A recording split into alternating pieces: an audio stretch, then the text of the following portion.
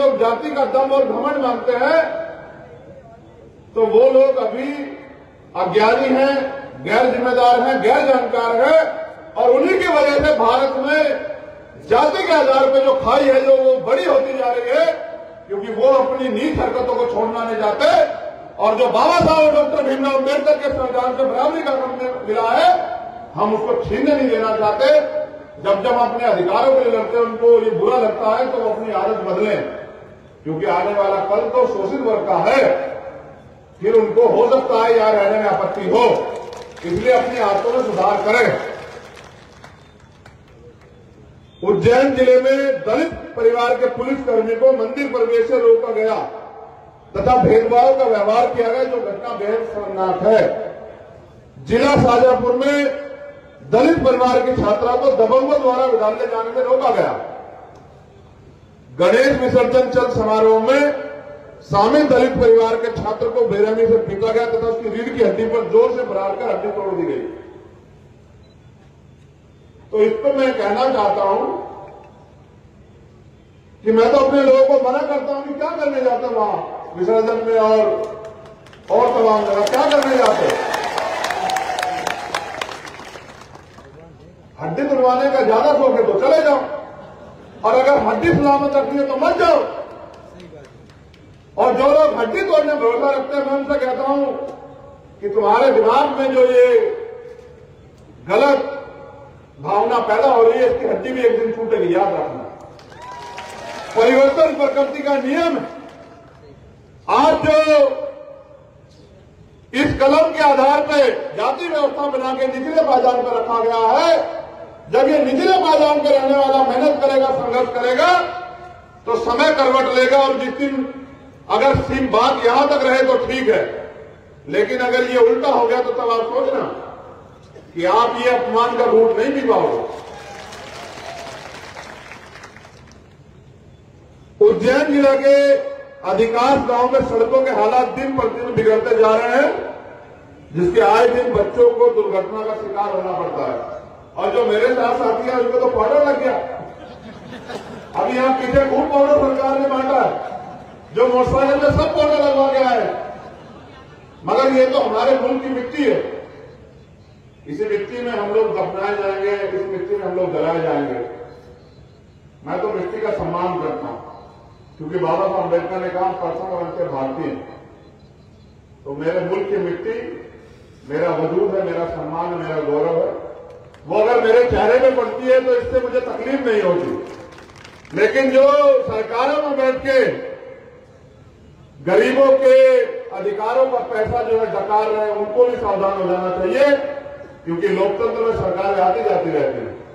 ऐसा ना हो कि कल ये जनता जिन्होंने आपको कुर्सी बिठाए, कल आपको मिट्टी काटने को मजबूर कर दे। ये भी आप याद रखना मेरी बात पर। और एक और घटना जो है जिला इंदौर विधानसभा मऊ के ग्राम ददोता की है, जहां दलित वर्ग के पूरे परिवार को रात के अंधेरे में गर्भवती महिला, 5 वर्षीय बालिका और 70 वर्ष के बुजुर्ग पुरुष के साथ तकरीबन 12 लोगों ने जानलेवा हमला किया। फिर मेरे यहां बैठते ही एक घटना की कॉपी ये है, यहां आगर मालवा की है, ये थाना कानड़, FIR संख्या है 0261, 11/9/2022, समय 17:56। अभी तक कोई कार्रवाई नहीं हुई, परिवार भटक रहा है। फिर एक सिद्धू लाल जी यहां बैठे हैं, उनकी भी एक FIR है 0256 शाजापुर, 26/8/2022, 14/52, 302/201 का मुकदमा। लगभग 2 महीने होने को और अभी तक कोई कार्रवाई नहीं हुई। मैं ये इसलिए पढ़ रहा था कि भाई एक और चिट्ठा आ गया, ये भी पढ़ना पड़ेगा, इंपोर्टेंट है, क्योंकि हम बहुजन समाज की बात करते हैं, हमारे मुस्लिम समाज के भाई भी हमारा कंधे से कंधा मिलाकर इस आंदोलन में खड़े हैं। तो यहां सरकार अपना एजेंडा फिट करने के लिए मुस्लिम भाइयों को कारोबार से रोक रही है। मुस्लिम धर्मगुरुओं के खिलाफ आपत्तिजनक टिप्पणी की जाती है।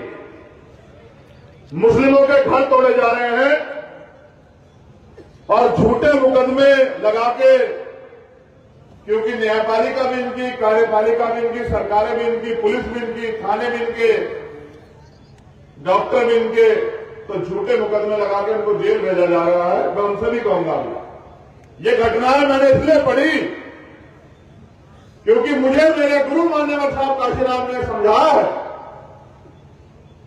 कि हम पे अन्याय इसलिए होता है क्योंकि हम कमजोर हैं, और यह अन्याय हमारे साथ तब तक होता रहेगा जब तक हम कमजोर बने रहेंगे। अगर इस अन्याय को रोकना है तो हमें ताकतवर बनना पड़ेगा, और लोकतंत्र को अगर हम समझते हैं, लोकतंत्र को अगर हम समझते हैं तो लोकतंत्र बहुमत के शासन का नाम है, यानी कि जिसके पास वोट होगा उसका राज होगा, और जिसका राज होगा उसके पास कानून बनाने की ताकत होगी। पुलिस भी उसकी, डॉक्टर भी उसका, एजेंसियां भी उसकी, कोर्ट भी उसका, क्योंकि कोर्ट भी यहां राजनीति से जो इन्फ्लुएंस करता है, नेताओं के इशारे में, सरकार के इशारे में काम करता है। और इसका प्रमाण है मेरे पास कि जब सुप्रीम कोर्ट के चीफ जस्टिस को एक फैसला देने के बाद राज्यसभा का मेंबर बना दिया जाता है, और दूसरे को चीफ जस्टिस को एक आयोग का चेयरमैन बना दिया जाता है, तो मुझे समझ आता है कि वहां दिल्ली में बैठे हो या हाईकोर्ट यहां भोपाल में बैठे हो, ये जो कोलोनियल सिस्टम के जो जज बने हैं, इनसे न्याय की उम्मीद करना बेवकूफी है।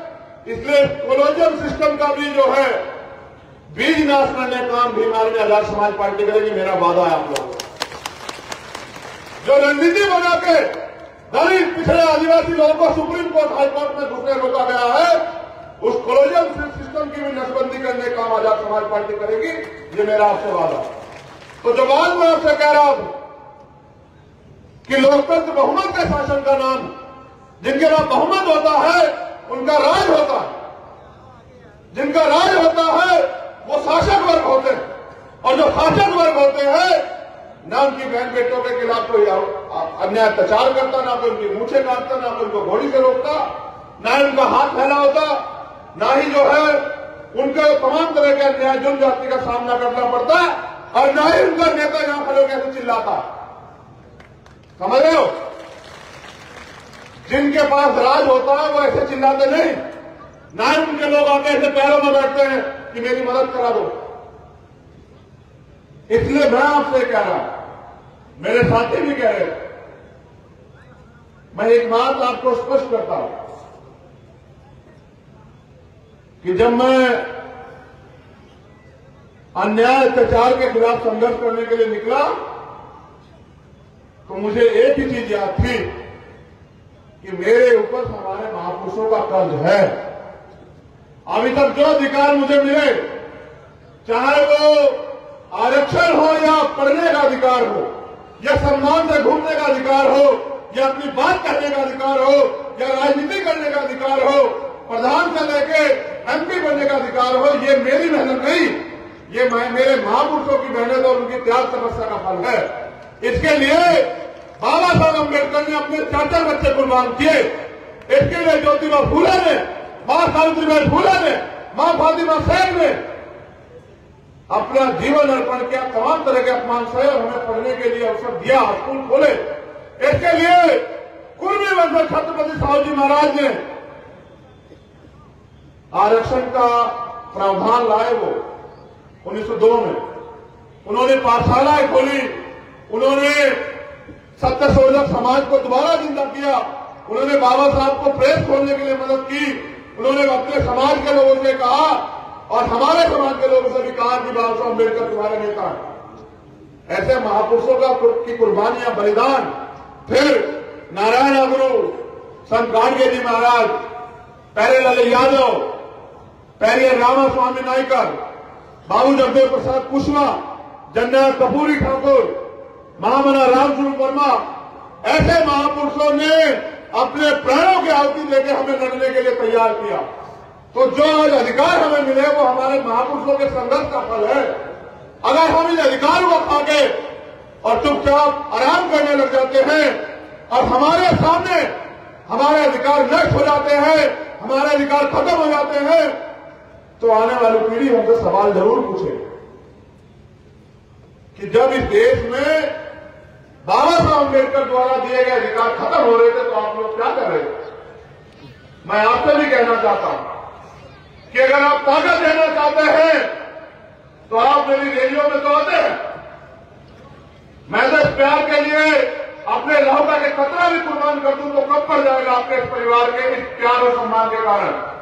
लेकिन मैं आपसे कहना चाहता हूं कि अगर आप ये सोचते हैं कि भाई जैसे दिलावर भाई ने कहा कि हमारी पार्टी तो भी छोटी है, हमें तो बीजेपी को हराना है, हमें तो फलानी पार्टी को जिताना है, तो मैं आपसे कहता हूं कि पेड़ जब लगता है तो वो पौधा ही होता है। वो उसका सवाल, उसके रक्षक, उसको लगाने वाले, उनके सुरक्षा कवच, उसको खाद पानी संरक्षण देके उसकी देखभाल करके उसको बड़ा करते हैं। जैसे आपने जो बुजुर्ग लोग अपने बच्चों को पाल पोस के बड़ा किया, कोई बच्चा कोई 10 साल का पैदा हुआ है क्या अब तक? एक दिन का ही पैदा होता ना, होता ही नहीं होता, बताओ। फिर उसको 1 साल का होने में भी 1 साल ही लगता है, 9 महीने 10 महीने में 1 साल का नहीं होता वो। हमने तो 5-6 साल में आप लोगों के संघर्ष के जरिए राष्ट्रीय अंतर्राष्ट्रीय स्तर में पहचान बनाई है। आप लोगों के संघर्ष के जरिए पूरी दुनिया में आपका डंका बजता है। इसका प्रमाण है कि जब हाथरस की घटना होती है तो बाहर विदेशों में 26 कंट्री में आंदोलन होता है, भीम आर्मी के बैनर का आंदोलन होता है। ये आपकी ताकत है।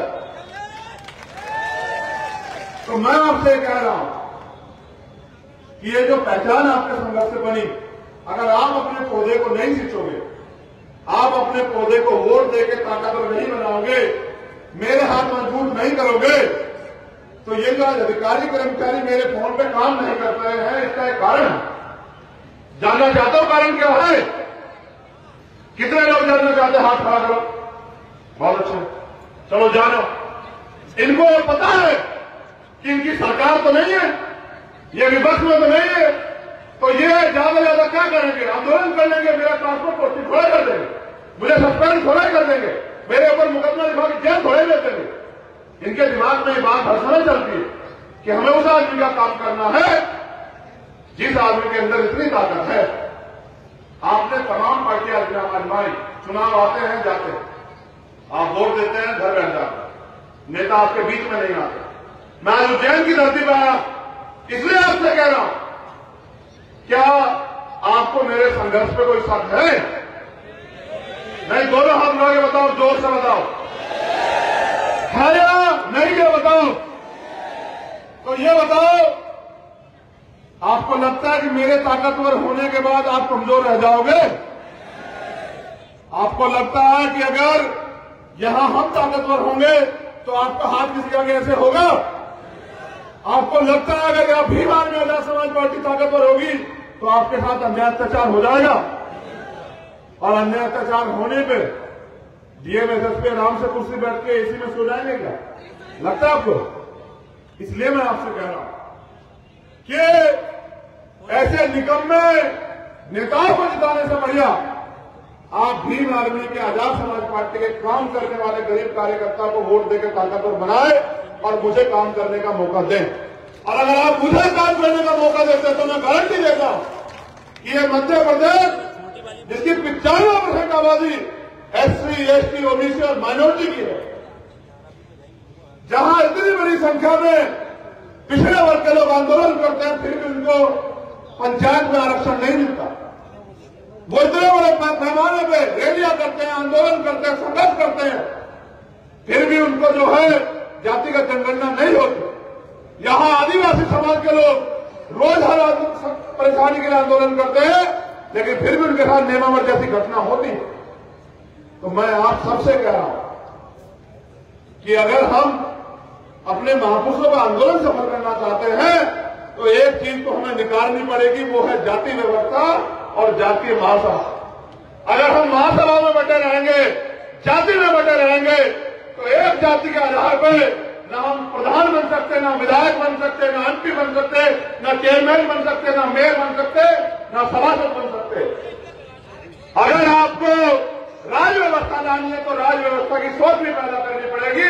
ये लोकतंत्र है, एक एक वोट कीमती है, और जब एक एक वोट कीमती है तो अपने जैसे जो लोग हैं, आदिवासी समाज के लोग, पिछड़े वर्ग के लोग, माइनॉरिटी के लोग, जैन, बौद्ध, सिख, ईसाई, तमाम वो लोग जो आपकी तरह शोषित हैं, जो अन्याय सह रहे हैं, आपको उनको भाईचारा बना के जोड़ना पड़ेगा। 1 साल का समय आपके पास बाकी है। मैं इसलिए पहले आ जा रहा हूं क्योंकि जब मैं पिछड़े वर्ग के आरक्षण के आंदोलन में आया था तो यहां की सरकार ने मुझे एयरपोर्ट पे धोखाधड़ी करके शादी ड्रेस में पुलिस के लोगों को माला पहना के एयरपोर्ट पर खड़ा कर दिया, और उनके हाथ में माला यदि न आया तो उन्होंने मुझसे माला स्वागत किया। मेरी समझ में नहीं आया कि कौन लोग, तो मुझसे कहने लगे घर को आइए बात करनी है। तो मैंने पूछा कि आप कौन हो। जब मैं उनके साथ उधर गया तो मेरा फोन छीन के मुझे बंधक बना लिया, और पूरे दिन मुझे बंधक बना के रखा। उस दिन मैंने तय कर लिया कि जो अपमान यहां मेरा नहीं मेरे समाज का हुआ, उसका बदला जो है, क्योंकि मैं बदले में भरोसा नहीं रखता, तो इस सरकार को बदल के वो जो अपमान उन्होंने किया है उसका बदला जो है हम लोग जरूर लें। इसलिए मैं अन्य प्रदेशों में कम और मध्य प्रदेश में ज्यादा आता हूं, क्योंकि मैं मानता हूं कि ये मध्य प्रदेश बाबा साहब डॉक्टर भीमराव अम्बेडकर की धरती है, ये परिवर्तन की धरती है, हजारों साल की गुलामी को काटने वाले रेवल की धरती है, ये उस रेवल की धरती है जिसका खून ईमानदार। मैंने देखा किस तरह से मेरे कार्यकर्ता आधे आधे रास्ते में मेरे परिवार के लोग मोटरसाइकिल में तेल खत्म होता तो तेल गिरवाते, कहीं भूख लगती है तो मैंने देखा छोटे छोटे ढाबों पे खड़े हैं, कहीं पानी पी रहे हैं, कहीं चाय पी रहे हैं, कहीं कुछ और रूखा सूखा खा के अपने पेट की भूख मिटा रहे हैं, लेकिन रुक नहीं रहे हैं। इतनी धूल मिट्टी में भी रुक नहीं रहे हैं, पूरे जोर लगा के तेजी से भागे आ रहे हैं। उनको अपनी जान की परवाह नहीं। तो जिनको अपनी जान की परवाह नहीं, उनके लिए लड़ना और उनके दिल में जो दर्द है उसको दूर करना चंद्रशेखर आजाद की और हम जितने लोग यहाँ मंच पे बैठे हैं सबकी जिम्मेदारी। इसलिए मैं आपसे भी कहता हूं कि समय ज्यादा नहीं है, आप लोगों को खुद चंद्रशेखर बन के अपने गांव में जा जाके अपने वोट की वैल्यू और वोट से निर्माण जो होता है उसको समझाना पड़ेगा समाज के लोगों को। आपको भाईचारा बना के अपने संगठन को मजबूत करना पड़ेगा और आपको इस अन्याय के खिलाफ बिगुल बजाना पड़ेगा, लड़ना पड़ेगा। एक बात और मैं आपसे जरूर कहूंगा, अगर आप अन्याय के खिलाफ चुप हैं तो आप सिर्फ और सिर्फ अपनी बारी का इंतजार कर रहे हैं। मेरी बात को गौर से सुनना। अगर आप अन्याय के खिलाफ चुप्पी थाम के बैठे हैं, आंखें बंद कर रहे हैं, हमारे यहां कहावत है कि अगर बिल्ली को देख के कबूतर रेत में सर दे ले तो खतरा टलता नहीं। समझ रहे हो?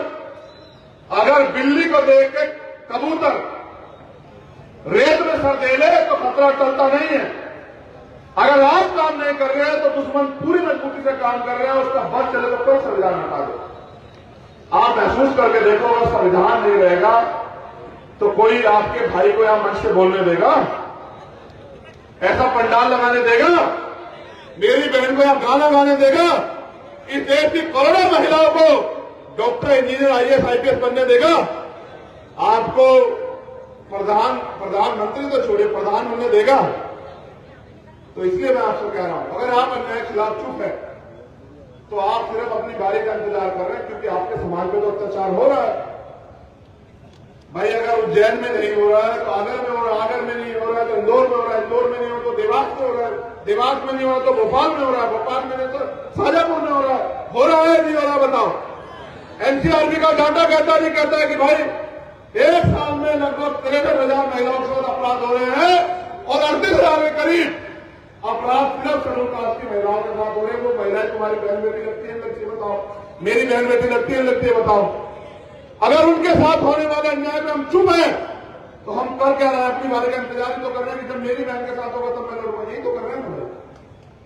जबकि हम इस अन्याय को राजनीतिक शक्ति बना के जब से कर सकते हैं। किसी की मां ने दूध भी पिलाया ताकत में हो और किसी बहन की तरफ से याद उठा मैं गारंटी देता हूं इस बात। लेकिन नौजवान साथियों, आप लोग अपनी जिम्मेदारी से भाग के नारे तो बहुत लगा रहे हो जय भीम के, लेकिन जो बुनियादी काम है कि गांव राज आके समाज को जोड़ के अपनी बात कहने का, उस काम में बड़े पीछे। आप रैलियों में तो बड़ी संख्या में आ रहे हो, लेकिन मैं कहता हूं कि संगठन का काम करो। 1 और 1 11 होते हैं और 11 गुणा 11 जो है वो 121 होते हैं। मैं जब आपसे ये बात कहता हूं तब आप चुप हो जाते हो। इसलिए मैं आपसे कह रहा हूं, अगर आप ये सोच रहे हैं कि सारा काम चंद्रशेखर भाई करेगा या सारा काम सुनील अवस्थी करेगा या सारा काम भाटी जी करेंगे, अरविंद करेंगे, तो भाई आप मसीहा के तो इंतजार कर रहे हो ना। बुद्ध कह के गए, क्या कहा बुद्ध ने? अपो दीपक हो, अपना दीपक स्वयं बनो।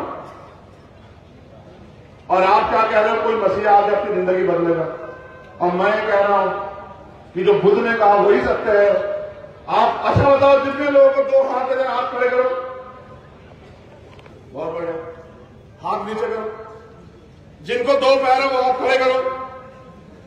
बहुत बढ़िया। जिनको 2 आंखें वो हाथ खड़े करो। बहुत बढ़िया। जिनको 2 कान है वो हाथ खड़े करो। बहुत बढ़िया। अब मुझे बताओ भाई, 2 हाथ, 2 आंख, 2 कान, 2 पैर, आपके अंदर भी इतनी क्षमता जितनी मेरे अंदर है। क्या आप मुझसे कमजोर हैं? क्या आप अगर मेहनत ईमानदार संघर्ष करो तो आपका कोई मुकाबला कर सकता है? तो अगर आप संघर्ष नहीं कर रहे हो, अपने आप कमजोर आ रहे हो, तो इसमें मेरी गलती है, आपकी गलती बताओ भाई। आप बताओ, अगर आपके पास 2 हाथ, 2 आंख, 2 कान, 2 पैर और कुदरत ने आपको बुद्धि दी है, तो जब दूसरे लोग राजनीतिक काम कर सकते हैं, दूसरे लोग राज व्यवस्था में कायम हो सकते हैं, तो मेरा समाज क्यों नहीं हो सकता?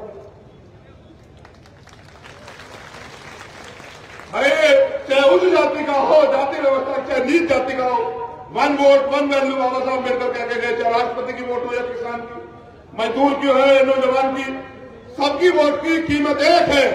एक आदमी की 1 वोट, 1 वोट की 1 वैल्यू। फिर आप मुझे बताओ कि इतना बड़ा समाज जो दिल्ली गति परिवर्तन कर सकता है, वो मध्य प्रदेश में हाथ क्यों फैलाए हुए है? क्योंकि वो अपनी क्षमता को नहीं समझ रहा है। इसलिए मैं आपसे कहता हूं, आप मुझसे प्यार करते हैं, मैं नहीं। अब तो मुझे महसूस हो रहा है कि कम करते हैं। आवाज इतनी धीमी थी, अगर मेरे पास दिल मेरे पास तो टूट जाता, तो नहीं है, क्योंकि वो तो मैंने समाज का नाम दे दिया। तो क्या मैं दोबारा जानना चाहता हूं, मुझसे प्यार करते हो? मेरी मदद करना चाहते हो? मुझे अपने पैरों पे खड़ा होता देखना चाहते हो? तो फिर मेरा आपसे निवेदन है, आप रैली में आओ या ना आओ, लेकिन आप जमीन पे काम जरूर करो यार। देखो, मैं बड़ा भावुक आदमी हूं, ताकतवर तो बहुत हूं। ताकतवर कितना हूं ये मुझे बताने की जरूरत थोड़ा ही है। ये तो आप राजस्थान की सरकार से पूछ लो, ये तो आप मध्य प्रदेश की सरकार से पूछ लो कि ताकतवर कितना हूं। ना विधायक हूं, ना MP हूं, बहुत बड़े धन्ना सेठ का बेटा भी नहीं, धन कुबेर का बेटा भी नहीं। आपके जैसे आरक्षण की वजह से बने प्राइमरी स्कूल के हेडमास्टर का बेटा हूं, और प्राइमरी स्कूल में पढ़ के आया हूं, ना कि कॉन्वेंट स्कूल में।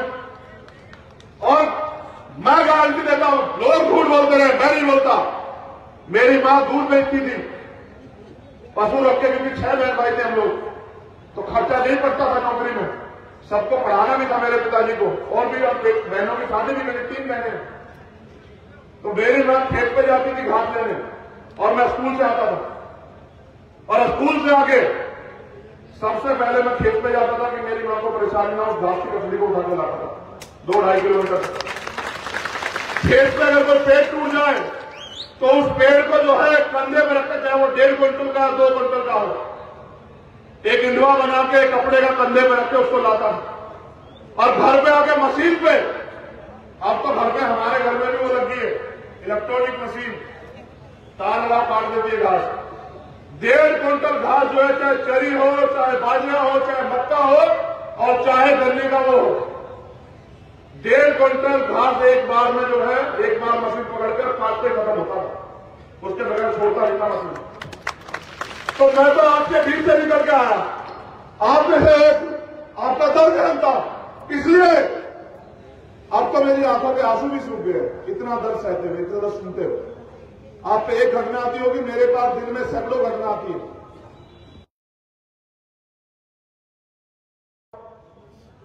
2 बच्चों को मार के लटका दिया गया।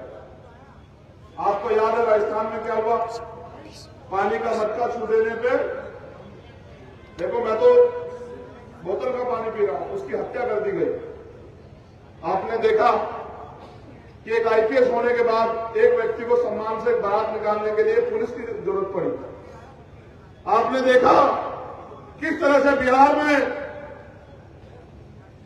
एक गरीब व्यक्ति को गोली मार दी गई। आपने देखा छात्रावास में बिहार में गुंडे जाके गोली चला देते हैं बच्चों पे। कितनी घटनाएं, अगर मैं जिक्र करने लगूं तो सवेरा हो जाएगा। इतना दर्द कि आंसू भी सूख चुके। बस एक ही उम्मीद है कि आपने सबका साथ दिया। मेरे रहबर काशीराम साहब कहते थे, मेरे गुरु, कि यूपी के बाद अगर कोई बहुजन मूवमेंट के लिए सबसे ताकतवर धरती है तो मध्य प्रदेश है। मुझे आपसे और तुमसे बहुत उम्मीदें हैं और मुझसे भी आपको बहुत उम्मीदें हैं। आपकी वजह से मैं हूं और मैं चाहता हूं कि मैं अपने जीवन में कुछ कर गुजर जाऊं जिसके कारण आपकी जिंदगी में एक नया सवेरा आ जाए। इसलिए मैं आपसे अपील करता हूं कि आपको अगर वास्तविकता मेरा साथ देना तो फूल माला चढ़ाने के बजाय, नारे लगाने के बजाय गांव-गांव जाके निकल के घर से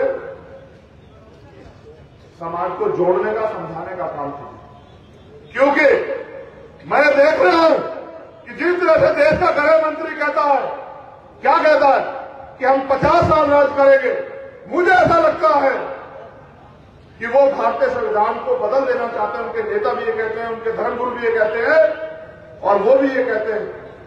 वो संविधान की शपथ लेके प्रधानमंत्री बने, लेकिन वो उनका असली मकसद भारतीय संविधान को खत्म करना है, जो मकसद देता है।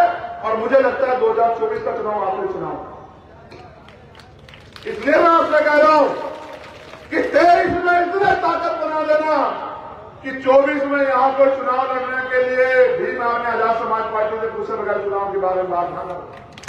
इतनी ताकत जो है गठबंधन लेकर बना देना कि जब 24 का चुनाव आए तो यहां के नेता जो है, ये हमारे प्रदेश अध्यक्ष भाऊ जी और प्रभारी जी के पास बात करें कि भाई हमारे साथ मिलकर लड़ लो चुनाव, हमारे साथ मिलकर लड़ लो, हम भी जीत जाएंगे। एक आखिरी बात जो आपको सुननी चाहिए कि आजकल आपने देखा है कि देश का जो सबसे ताकतवर संगठन खुद को कहता है, जिसने अपने मुख्यालय पे सीआरपीएफ की सुरक्षा लगाई है, उनके नेता मोहन भागवत की आज कुल बदले बदले बयान दे रहे हैं। बड़े बदले बदले से बयान दे रहे हैं। जो लोग कहते थे हम संविधान बदल देंगे, जिनके नेता गांधी को लेकर तमाम लोग कहते रहे कि जाति व्यवस्था बनी रहनी चाहिए, जो लोग इसके समर्थक रहे, बड़े बदले बदले से बयान दे रहे हैं। कहते हैं कि जाति और वर्ण व्यवस्था पुरानी चीजों को भूल जाना चाहिए। तो मैं उनको सुझाव देता हूं कि भारत में लोकतंत्र, संसद में कानून बना दो, सरकार तुम्हारी। क्यों इस तरह के भाषण देते हो? इस तरह के भाषण इसलिए दे रहे, इसको भी जान लो कि इस तरह की चिकनी चुपड़ी बातें करके आपके वोट लेने, आपको हिंदू बना के आपका वोट लूटना है। इसलिए आपसे कह रहा हूं कि आजकल आरएसएस को डरी हुई है। पता है क्यों डरी है? पता तो क्योंकि मध्य प्रदेश में आप लोगों ने जो क्रांति की है ना, चाहे नेमावर हो, चाहे शाजापुर हो, चाहे शिवपुरी हो, चाहे इससे पिछड़ी रही हमारी कांग्रेस, चाहे रावण की ससुराल मंदसौर हो और चाहे उज्जैन हो, आपकी एकता से तकलीफ तो हो रही। जो नौजवान हमें तमाम लोग कहते हैं कि जो लोग कहते थे, जो लोग हम पे आरोप लगाते हैं, वो बताए कि हमने समाज के युवाओं को मिशन का काम करने की सीख दी या बिकने की सीख दी। आप अपना नाम लोग बैठे, अपने आप आकलन करें। जो नौजवान रोटी कपड़ा मकान के लिए लाइन में लगा हुआ था, हमने उसके अंदर ये चार पैदा की कि वो मांगने वाला नहीं, वो देने वाला बने। इसलिए उसको महापुरुषों के आंदोलन में छोड़ने का काम किया, क्योंकि यहाँ की सरकारें नौजवानों को रोजगार नहीं, रोजगार मांगने में लाठियों से जरूर पीटती है। इसलिए मैं आपसे कह रहा हूं कि आपको एक गांव पड़ता है, ये वर्षी जी भेज रहे हैं, अतिक्रमण के नाम पर बाबा साहब की प्रतिमा हटाई गई। तो मैं कह रहा हूं हटाई जाएगी। जब तुम राजनीतिक ताकत में बनाओगे, प्रतिमा नहीं, तुम्हें जिंदों को हटाया जाएगा। और जिंदों के कत्ल भी तो हो रहे, तुम देख रहे हो। फिर आज की जो आयोजन कमेटी को धन्यवाद जरूर देना पड़ेगा इस सफल आयोजन के लिए। आज की आयोजन कमेटी, इसमें दूल्हे सिंह जी हैं, राजेश वर्षी जी हैं, मेरा छोटा भाई रवि गुजराती, और जिसका नाम नहीं लिखा, चंचल, छोटी बहन हमारी नागू लाला जी, लाल मालवीय जी, सोनू खान जी, दिलीप सिंह परमार जी, जीवन सोलंकी जी, सरवण धानुक जी, जीवन सोलंकी, संजय सूर्यवंशी, सुनील राजौरिया, तूफान, जो संजय तूफान मेरे साथ जेल में रहा रविदास मंदिर वाले आंदोलन में, जब पूरे वर्ष तोड़ दिया गया। मैं धन्यवाद देता हूं सभी भाइयों का, जो लोग मेरे साथ वहां जेल में थे। हम 96 लोगों ने 66 दिन काटे, लेकिन त्यार को भी पता लगा कि कोई आया। नरेंद्र दहिया, सुमेर गुजराती, विनोद डाबी, राकेश मामनिया, विनोद चौहान, संतोष राजौरिया, जय कुमार चौहान, जीवन सिंह वाघेला, सुमेर गुजराती, नीरज चंदसोरिया, रुपेश बैन, वॉलंटियर के जो प्रभारी हैं, जयराम पटेल, और तमाम उन साथियों का, हमारे प्रभारी जी रविंदर सिंह भाटी जी, दोनों प्रदेश अध्यक्ष, यहाँ के पुलिस के साथी, हमारे वॉलंटियर बहादुर साथी। याद रखो, अभी वॉलंटियर हो, हमारी सरकार आएगी तो सरकारी नौकरी मिलेगी, वॉलंटियर को चिंता मत करो। एक वॉलंटियर डिपार्टमेंट बना के जो पुलिस की सुरक्षा में कुछ कमी है, वो सुरक्षा काम आपको दिया जाएगा, आप लोग चिंता मत करो, ठीक है? काम करते रहोगे। इन सभी साथियों का धन्यवाद। प्रशासन से मेरी अपील है कि जिन घटनाओं पर मैंने आपसे बात रखी, मेरा अनुरोध है कि उन घटनाओं पर आप लोग संज्ञान ले और उन पर कार्रवाई सुनिश्चित करें, वरना मजबूरी में सड़क पे आदमी तब आता है जब वो मजबूर हो जाता है, उम्मीद खत्म हो जाती है कि न्याय मिलेगा। फिर जो भीड़ आज यहाँ है वो सड़कों में उतारनी पड़ेगी, फिर माहौल जो है डिस्टर्ब होगा, कानून व्यवस्था डिस्टर्ब होगी। मैं उसका पक्का नहीं हूं, क्योंकि मैं संविधान को मानने वाला है। इसलिए आपसे कह रहा हूं कि सत्ता के प्रभाव में नहीं, न्यायोचित कार्रवाई करें। उन्हें वहां बैठी मेरी बहनों का, माओ का धन्यवाद देता हूं, और आप सब साथियों का धन्यवाद जिसने भी योगदान दिया, जो भी योगदान दिया, जिससे आंदोलन सफल हुआ। अब महत्वपूर्ण बात, यह आंदोलन किसका है भाई बताओ? किसका आंदोलन है? ये चाय डब्बे किसके हैं बताओ? तो चाहे 1 रुपए की मदद करो, चाहे 2 रुपए की मदद करो, लेकिन इसमें अपना योगदान जरूर दो, क्योंकि माननीय काशीराम साहब कहते थे कि जो सहारा देगा वो इशारा देगा। मैं आपका सहारा चाहता हूं, आपका इशारा चाहता हूं। आपके मेहनत की कमाई से जो भी इस आंदोलन में मिलेगा, उससे ये आंदोलन का खर्चा वहन हो जाएगा। मगर याद रखना, इतिहास किसी का इंतजार नहीं करता। आपके पास मौका है कुछ कर दिखाने का, दुनिया आपको याद रखे, इसलिए कुछ करके गुजर के जाइए, वरना रोटी तो जानवर भी खाता है, और रोटी के लिए जानवर भी जीता। अगर आप इंसान हैं और खुद को इंसान मानते, कुछ कर गुजरना चाहते हैं, महापुरुषों का अगर कर्ज मानते हैं, तो फिर आंदोलन में जुट के मेहनत कीजिए। अब आखिरी बात का जवाब दो, अगले 1 महीने में कितने लोग हैं जो गांव में जाकर मीटिंग करने का प्रयास? रुपया मेरे हाथ में दुकान सीधेंगे, बिल्कुल सीधेंगे। जो ईमानदारी से करेंगे वही हाथ उठाना है। कितने लोग हैं जो मीटिंग करेंगे? अबे इतने तो उज्जैन में गांव में नहीं जिले, एक दिन में खत्म हो जाएगा सारा काम, समझ रहे हो? इतनी तुम्हारी संख्या गांव में नहीं, एक दिन में सारे गांव में मीटिंग हो जाएगी। नहीं, अपने परिवार का खर्च वहन करते हुए समय निकाल के मेहनत करनी है, क्योंकि हमारे महापुरुषों कर्ज है हमारे। आखिरी निवेदन करूं आपसे, जो साथी मोटरसाइकिल पे आए ना, पिछली बार भी कहा था हेलमेट लगा लिया करो, वरना रैली में तुम्हारा आना बैन करवा दूंगा मैं। बिल्कुल बता रहा हूं, अगर तुम हेलमेट नहीं लगाओगे, क्योंकि अगर तुम्हें इतनी अच्छी सड़कें नहीं बना रखी सरकार ने और सड़क पे पशु घूम रहे हैं, अगर तुम्हें कुछ हो गया तो मैं उस मां को, उस पिता को, उस भाई को, उस बहन को क्या जवाब दूंगा? आपके बच्चों को क्या जवाब दूंगा? बताओ। उनको नहीं पता कि आप अपने भाई का सम्मान बढ़ाने के लिए, उसकी ताकत बढ़ाने के लिए गए हो। तो मैं फिर कह रहा हूं, मैंने रास्ते में भी कहा था, अगर रैली में आया करो तो हेलमेट पहन के आया करो भाई। अगर हेलमेट पहन नहीं सकते तो मत आया करो। आप घर से ही धन्यवाद कर दिया करो कि भाई हेलमेट नहीं आ नहीं सकते। और अगर मदद करनी है, मेरे सम्मान की सुरक्षा करनी है, रक्षा करनी है, तो हेलमेट लगा के आया करो। जैसे आए हो वैसे ही पूरी जिम्मेदारी से जाना। आप सभी को दोनों हाथ उठा के जय वीर, जय भारत, जय मंडल, जय जोहार, जय संविधान। अगर आप चाहते हैं गरीब हर वंचित इंसान की आवाज आप तक पहुंचे तो हमारे चैनल को सब्सक्राइब करें और बेल आइकन का बटन दबाना ना भूलें। देखते रहिए बहुजन हलचल न्यूज।